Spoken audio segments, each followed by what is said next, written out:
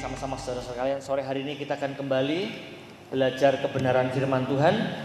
Ini minggu keempat di bulan Februari. Jadi ini minggu terakhir. Besok minggu depan kita sudah masuk di bulan Maret. Kita masih belajar untuk minggu yang keempat ini tentang bagaimana mengasihi, saling mengasihi satu dengan yang lainnya. To love one another. Mengasihi satu dengan yang lainnya. Subtema yang akan kita lihat sama-sama sore hari ini, saudara sekalian, saya mengajak kita melihat beberapa hal. Ada hal-hal yang bisa merusak kasih, atau pada saat kita mau mengasihi orang lain, saudara sekalian, ada hal-hal yang punya potensi untuk merusak.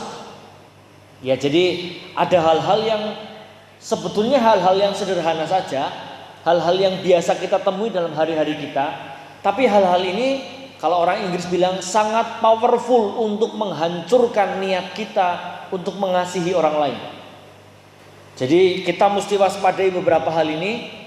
Melalui kebenaran firman Tuhan sore ini kita akan lihat sama-sama, supaya pada saat kita memutuskan untuk mengasihi orang lain, kita waspada terhadap hal-hal yang mungkin bisa jadi penghalang kita, merusak niat kita untuk mengasihi orang lain.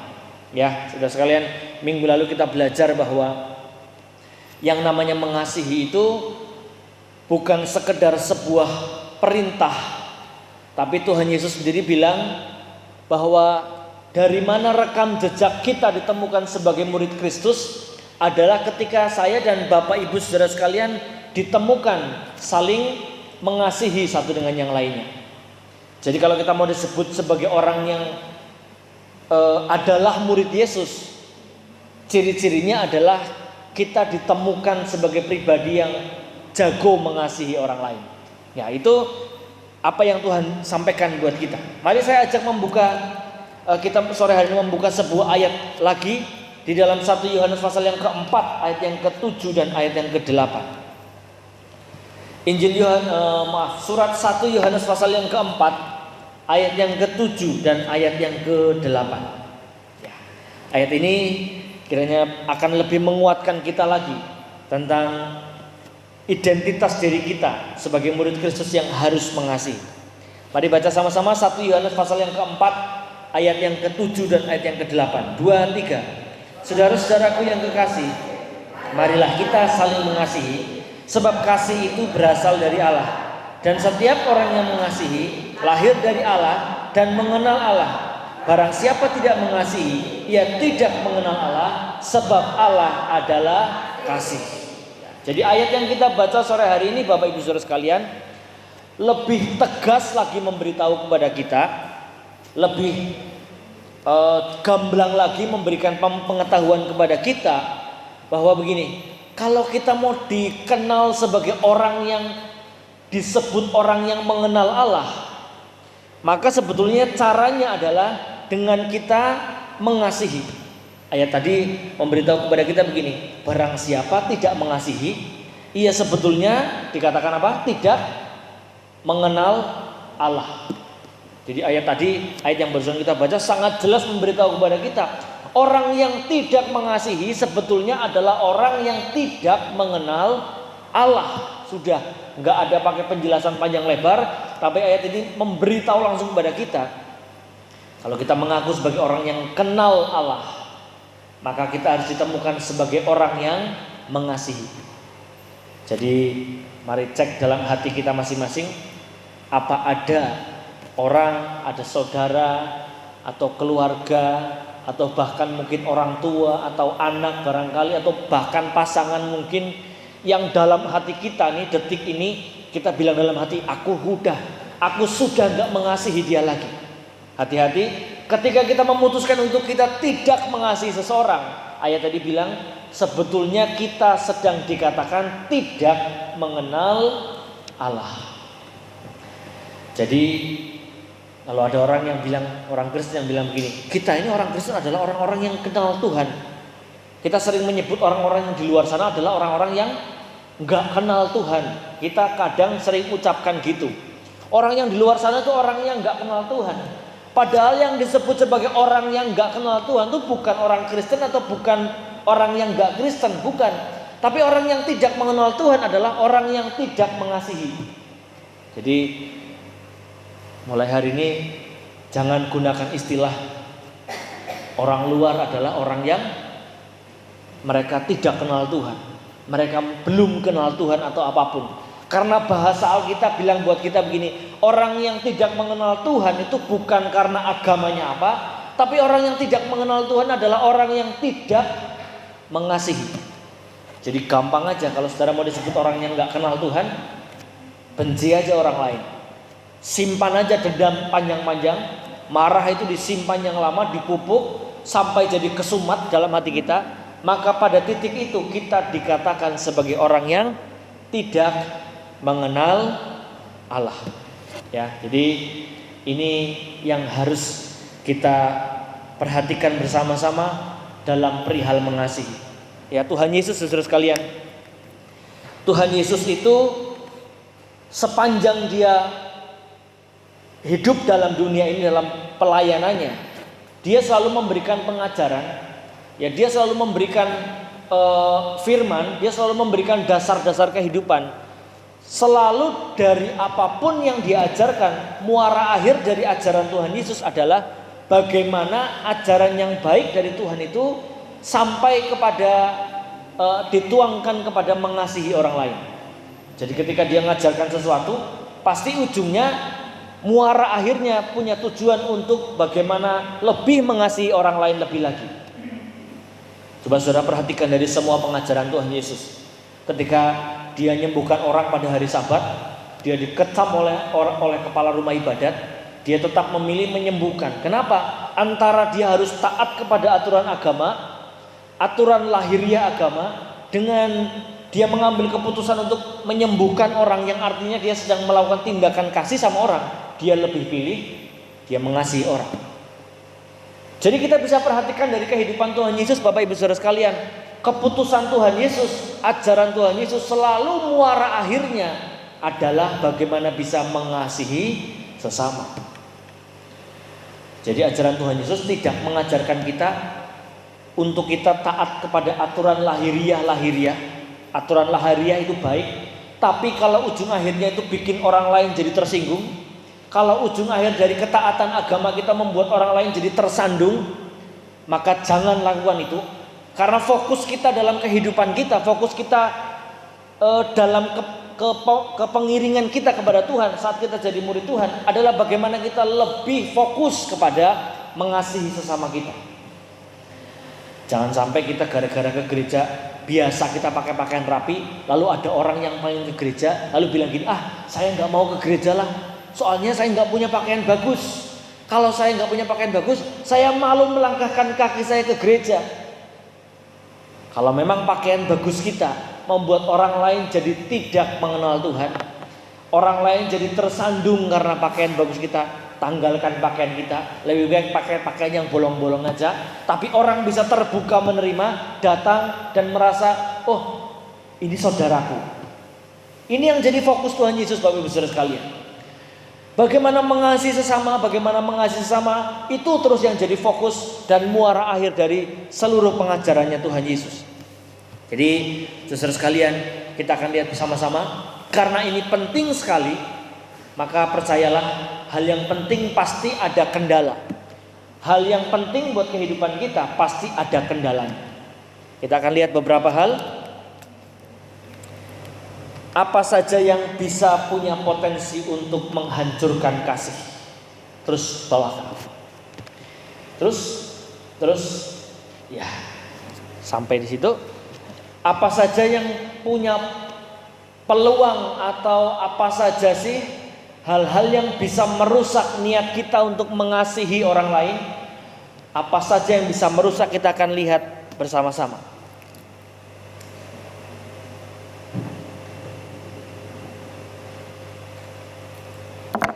Sebentar ya, iklan dulu. Baterainya mau habis kayaknya.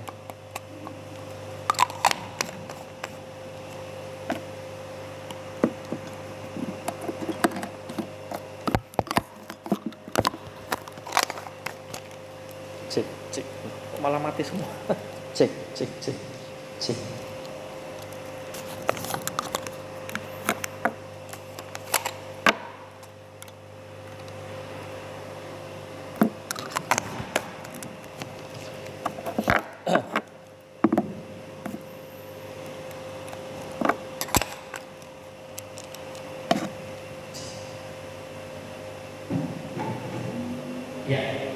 Kita akan lihat sama-sama Bapak Ibu Saudara sekalian, apa yang bisa menghancurkan kasih.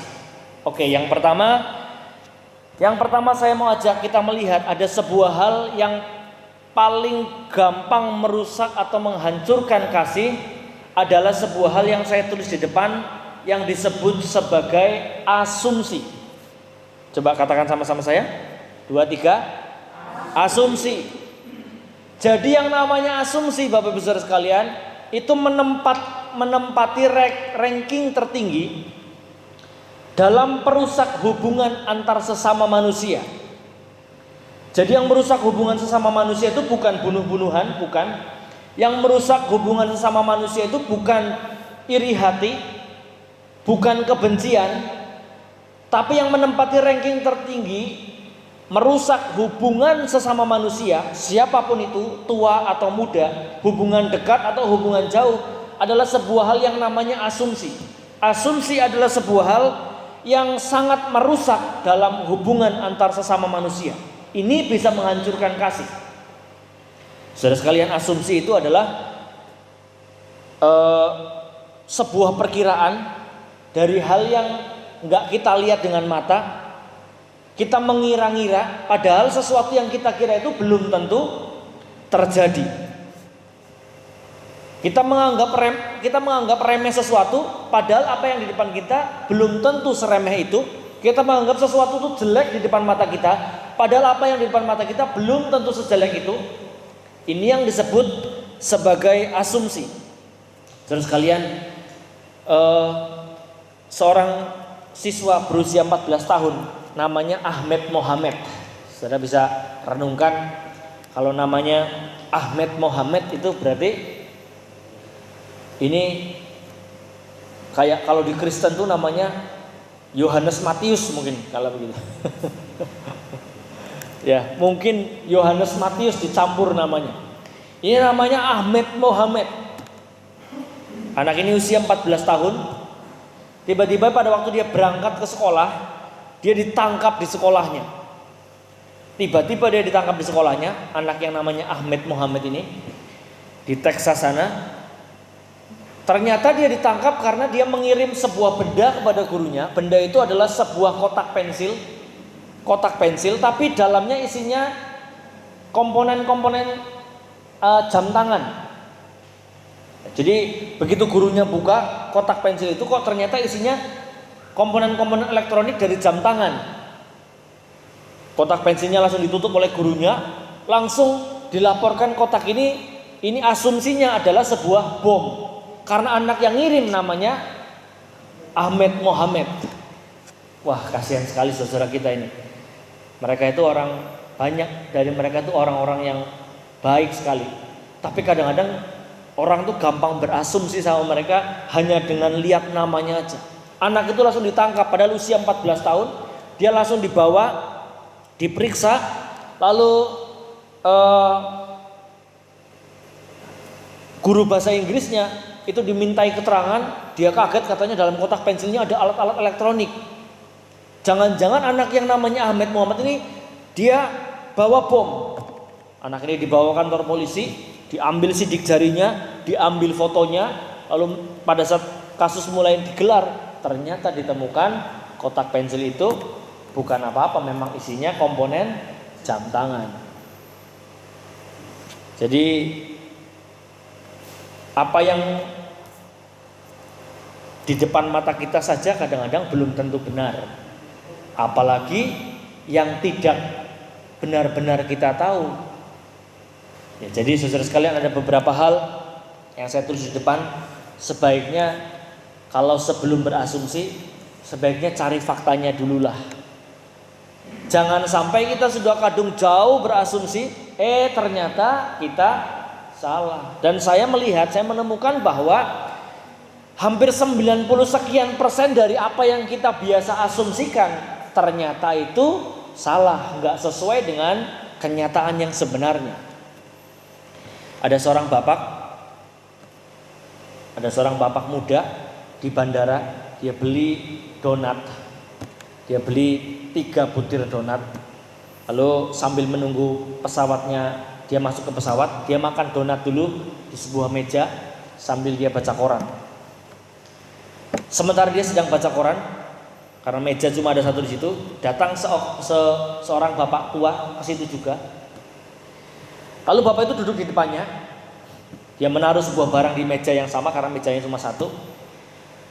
Lalu bapak yang muda ini sementara dia baca koran, tiba-tiba dia kaget. Dia lihat bapak yang di depan dia tadi kok ngambil donat satu, yang di depannya makan satu. Setelah itu dia merasa jengkel dalam hati, loh, kok bisa sembarangan ambil donat saya, orang saya beli, saya taruh depan situ kok dimakan donatnya.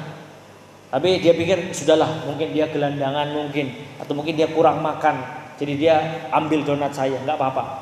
Tapi sebelum orang itu makan lebih banyak, saya ambil dulu satu karena ada 3. Dia ambil satu donat, dia makan sendiri. Jadi sudah ada 2 donat yang dimakan. Bapak itu makan satu, dia makan satu. Setelah itu nggak lama kemudian, bapak itu ambil satu lagi. Donat yang satunya yang tinggal satu diambil sama dia. Lalu hatinya dia mulai kesal. Loh, kok sembarangan ambil donat saya? Ya dalam hati dia begitu. Dia dengan berekspresi marah. Bapak tua yang ada di depannya sedang ambil donat itu, tanpa dia merasa bersalah, dia pun ngelihat bapak yang muda ini. Lalu dengan tanpa merasa bersalah pula, donat yang sudah dipegang di tangannya bapak tua ini dibelah jadi 2. Lalu ditawarkan sama bapak yang muda ini, diserahkan sama bapak muda. Setelah diserahkan sama bapak muda itu, kebetulan bapak tua itu penerbangannya sudah datang, jadi dia sudah mau masuk ke pesawat. Akhirnya sambil naruh separuh donat yang untuk bapak yang muda tadi, bapak tua itu pergi sambil bawa separuh donat. Yang bapak yang muda ini marahnya luar biasa. Ini orang ya, ini kurang ajarnya luar biasa. Saya beli donat, saudara tahu kalau beli makanan di bandara itu kan, ya pokoknya kira-kira aqua itu ya yang biasa kita beli 2.000 perak, 2.500 perak, di bandara itu 15.000 gitulah. Jadi kira-kira sekian lah. Saudara beli donat di bandara, dia akan rasanya, ya ampun saya beli donat, saya mau makan, ada orang sembarangan izin juga enggak, ambil donat sembarangan, dan terakhirnya tanpa merasa bersalah, donat punya saya dibagi lagi, seolah-olah tuh dia yang punya, saya malah dibagi separuh. Sudah, akhirnya dia sudah lupakan itu, bapak itu sudah pergi. Begitu dia dengar pesawatnya, dia sudah datang, dia mau naik pesawat. Begitu dia ambil jaketnya, dia ambil tasnya, ternyata donatnya dia ada di bawah tas. Jadi yang tadi dimakan sama bapak itu donatnya memang punya bapak itu. Jadi dia pikir, ya ampun, kok saya sampai marah sama dia. Saya justru yang dia asumsikan bapak itu ngambil donatnya dia, justru malah sebaliknya, dia yang malah sembarangan ngambil donatnya bapak tadi, karena donatnya ada 3. Yang kedua dia yang ambil. Malah bapak itu baik lagi, sebelum pergi dibagi lagi donatnya sama dia. Nah saudara sekalian, sebelum berasumsi, ini hal sederhana, tapi coba sebelum berasumsi cari faktanya. Ya cari faktanya, karena belum tentu apa yang kita tahu sekarang itu adalah kenyataan yang sebenarnya. Saudara kalau suka ngikuti lagunya Dewa yang diciptakan oleh Ahmad Dhani, ada sebuah lagu judulnya apa ya saya lupa, tapi lagunya kata-katanya begini: kebenaran saat ini bukanlah berarti kebenaran saat nanti, gitu. Itu artinya apa yang kita anggap kebenaran sekarang, yang kita anggap itu di depan mata kita seperti itu, belum tentu kenyataan sebetulnya nanti adalah hal yang kita lihat di depan mata kita. Maka coba sebelum berasumsi cari faktanya. Atau coba kalau kita sebelum kita mau menghakimi orang lain, coba belajar memahami kenapa sebuah hal itu bisa terjadi. Ya, sebelum kita menghakimi, coba kita pahami kenapa sebuah hal terjadi. Atau kita sebelum mengkritik orang lain, coba posisikan diri kita ada di posisi dia itu bagaimana. Jadi saudara sekalian, ini akan menolong kita untuk gak gampang berasumsi. Kalau lihat sesuatu pengen ngomong, kita itu memang manusia paling suka ngomentari orang, ngomentari apa saja yang di depan mata kita. Tapi seringkali apa yang kita keluarkan dari diri kita itu lebih banyak salahnya daripada benarnya. Amsal bilang begini, di dalam banyak bicara pasti banyak juga kesalahan. Semakin banyak bicara, maka akan semakin banyak kesalahan. Maka sebelum kita berbicara, coba tahan diri dulu, pahami keadaan yang terjadi, coba belajar posisikan diri kita di posisi orang lain. Atau setidaknya kita menahan diri kita mikir dulu yang panjang, baru kita mengeluarkan kata-kata. Ya, jadi saudara sekalian, Amsal juga berkata begini, orang yang bodoh saja akan jadi kelihatan pintar kalau dia nggak banyak bicara. Kalau dia mengatupkan bibirnya, orang bodoh aja jadi kelihatan pintar. Kayaknya ini pintar karena nggak banyak bicara. Sebaliknya, orang yang pintar tapi bicaranya terlalu banyak, orang akan mulai menilai, sebetulnya dia nggak tahu apa-apa, cuma ngomong aja yang banyak. Jadi asumsi ini hal yang bisa menghancurkan kasih.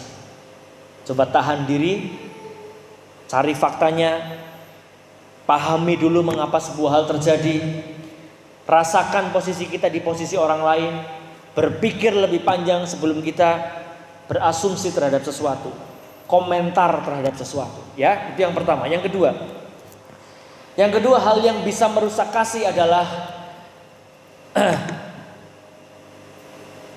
kasih jadi dingin. Ya, masa sekarang ini kita dibawa kepada sebuah situasi di mana kasih itu dibuat jadi semakin dingin. Next event.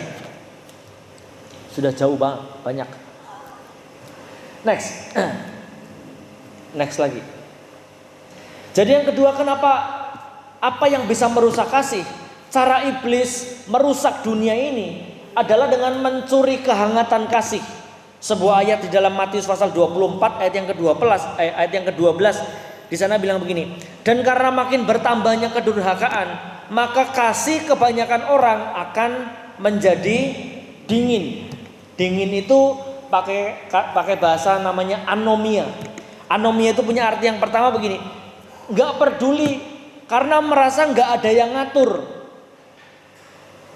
Jadi dunia kita sekarang ini akan dibawa kepada sebuah situasi, dibawa kepada sebuah keadaan di mana orang itu merasa nggak pernah mau peduli karena merasa nggak ada yang ngatur. Orang akan dibuat merasa begini, ya saya mengasihi nggak mengasihi ya terserah saya dong, hidup saya. Emangnya dia siapa saya harus mengasihi dia? Saya mau mengasihi ya terserah saya, enggak mengasihi juga terserah saya. Ini yang disebut kasih yang dingin. Dunia kita akan dibawa kepada sebuah situasi yang seperti itu, Bapak Ibu Saudara sekalian. Maka ketika kita mulai merasa begini, saya enggak mau peduli sama orang lain, saya enggak mau mengasihi lah. Mau mengasihi enggak mengasihi ya terserah saya lah. Kenapa harus diatur-atur sama orang lain sih? Kenapa sih khotbah? Kenapa sih firman Tuhan harus mengajari tentang saya harus mengasihi? Mau mengasihi nggak mengasihi ya terserah saya. Saya yang ngerasain kok. Dia nyakiti saya mau mengasihi atau enggak ya terserah saya. Pak Reval yang khotbah kan nggak tahu rasanya orang itu ketika ngomong sama saya rasa sakitnya kayak apa. Kok saya enak banget disuruh mengasihi? Hati-hati ketika kita mulai muncul rasa mengasihi nggak mengasihi terserah saya. Kita sebetulnya masuk kepada sebuah situasi yang namanya kasih yang dingin atau anomia.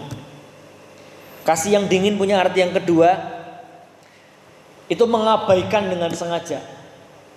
Jadi tahu bahwa ada orang yang perlu dikasihi, tapi kita dalam hati bilang gini, alah bodoh amat, bukan urusan saya, dia bukan siapa-siapa, bapak saya bukan, ibu saya bukan, anak saya bukan, tunggalnya saya juga bukan. Ngapain saya harus mengasihi? Bodoh amat. Ini kasih yang dingin, anomia, abaikan apa saja dengan sengaja.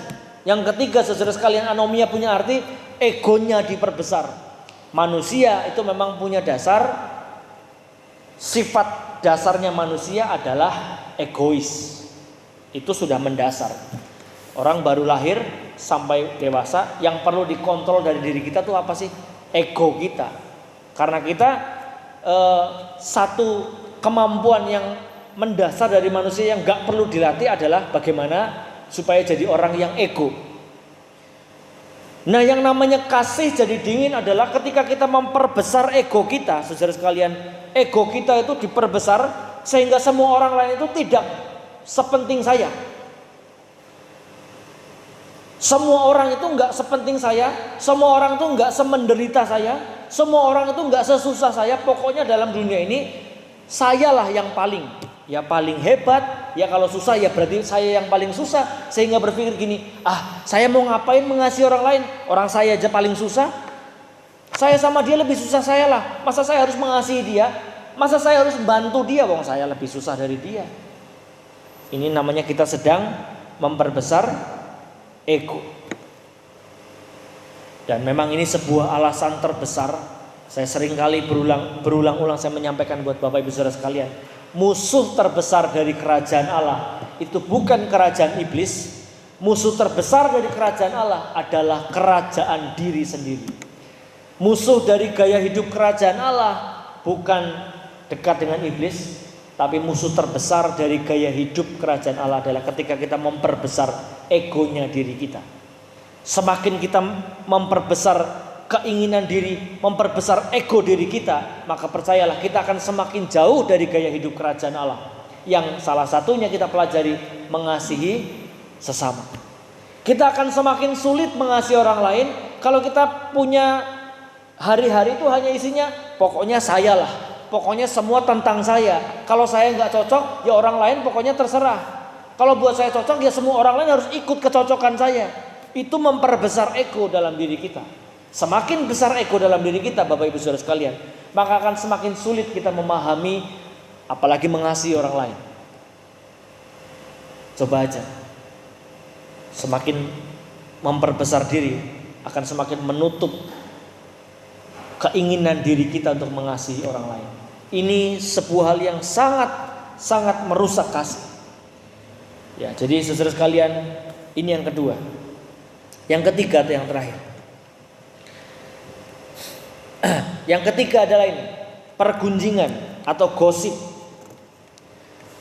Gosip Amsal pasal 16 ayat yang ke-28 itu berkata begini, orang yang curang menimbulkan pertengkaran dan seorang pemfitnah menceraikan sahabat yang karib. Itu bahasa Indonesia terjemahan baru. Kalau terjemahan lama begini Bapak Ibu Saudara sekalian. Orang yang sedang berbisik-bisik. Berbisik-bisik itu bukan maksudnya risik-risik lagi ngomong karena lagi acara, lalu ngomongnya jangan keras-keras lalu risik-risik, itu bukan.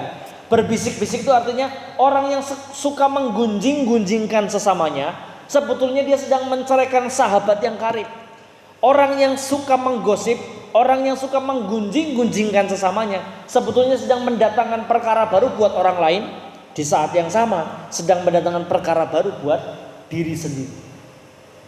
Amsal bilang malah sampai dia akan merusak persahabatan, merusak persaudaraan, merusak setiap hubungan antar sesama manusia ketika kita dibawa ke dalam situasi yang namanya pergunjingan, atau tadi bahasa kerennya adalah gosip. Semakin digosok, semakin sip. Dulu Pak Audit pernah cerita ilustrasi. Saudara kalau ingat, kerbau itu ada seekor kerbau itu capek kerja. Karena dia capek kerja, dia istirahat di kandang. Lalu datang temannya. Temannya kerbau siapa? Anjing. Anjing datang mengunjungi kerbau. Sore itu dia main.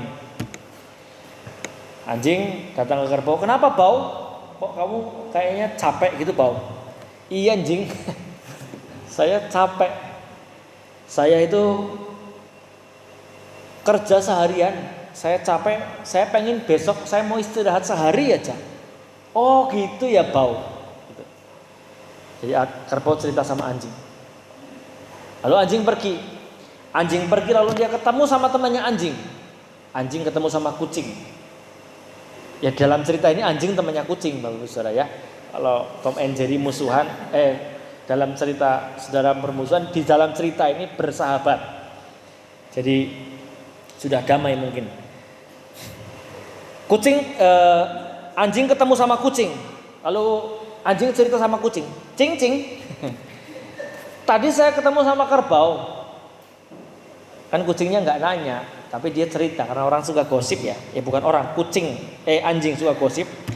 Dia bilang begini, "Cing, kerbau itu tadi bilang sama saya, dia katanya besok mau istirahat dulu."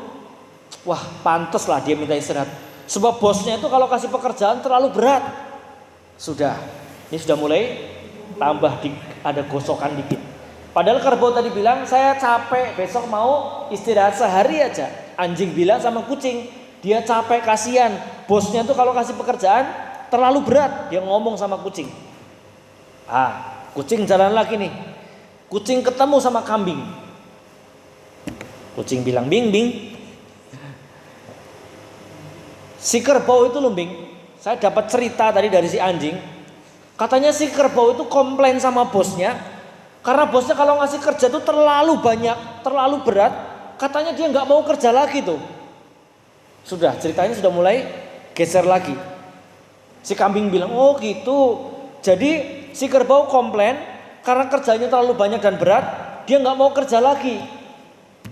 Begitu kata si kambing. Lalu akhirnya kambing cerita juga sama si ayam. "Yam, Yam. Saya dengar cerita nih dari si kucing. Katanya kerbau udah nggak suka kerja buat bos kita lagi loh. Kayaknya sudah ada bos yang lebih baik kayaknya loh." Nah, sudah mulai geser lagi ceritanya.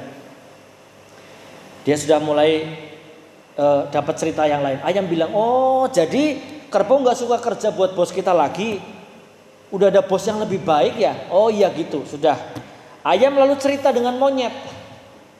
Kebetulan monyet ini adalah asistennya bos. Wah, ini ring satunya bos itu monyet.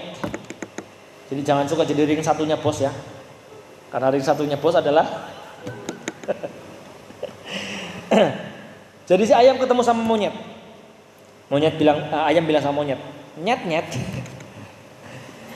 Saya dapat cerita nih dari kambing. Katanya ya, kerbau udah nggak mau kerja lagi buat bos. Dia pengen cari kerja yang lainnya. Katanya di luar sana lebih baik daripada di sini." Itu ceritanya ayam sama monyet. Lah monyet ini kan bukan orang dia. Monyetnya ini kan asistennya bosnya yang paling dekat. Nah, malam itu ketika dia makan malam sama bosnya, dia cerita, "Bos, nih saya dengar cerita. Saya tadi didatangi sama ayam. Ayam cerita sama saya. Ayam kan nggak mungkin bohong, bos. Jadi katanya si kerbau itu belakangan ini sudah berubah sifatnya. Dia mau meninggalkan bos. Dia nggak mau kerja sama bos. Dia mau pergi cari kerja di tempat lain. Kayaknya di tempat lain lebih baik daripada di tempat bos." Mendengar seperti itu, bosnya marah besar. Dia lari bawa parang pergi ke kandang kerbau. Kerbaunya langsung disembelih. Kerbaunya mati. Karena apa? Karena gosip. Padahal pertama tadi kerbau cuma ngomong, "Saya capek, mau istirahat sehari aja." Cerita bergulir sampai di ayam, sampai di monyet, ceritanya berubah. Monyet cerita sama bos, kerbau itu sifatnya udah berubah, nggak mau kerja sama bos lagi, di tempat lain kerjanya lebih baik. Ceritanya sudah jauh dari semula. Akhirnya kerbau disembelih. Kalau saudara hati-hati kalau bergosip.